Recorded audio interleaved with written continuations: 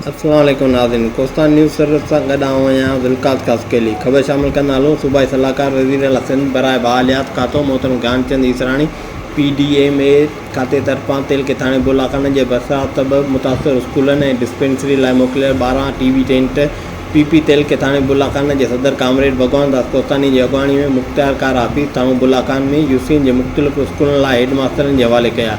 उन मौक़े ते PP तेल के थाणे बुलाकान जे वर्करनि समाजी तंज़ीमनि जे अॻवान जिन में TO प्राइमरी निसार अहमद, मेमण मोहम्मद हसीन कासकेली, इम्तियाज़ मंगरार, माशूक अमलानी, रियाज़ अमलानी, रामेश सामनानी, सरवर कासकेली, वॾेरो तुर मोहम्मद कासकेली, यासीन अमलानी, लतीफ़ अमलानी, भुट्टो पालारी, शहबाज़ उमरानी, फयाज़ कासकेली ऐं रब नवाज़ समेत ॿिया साण गॾु हुआ।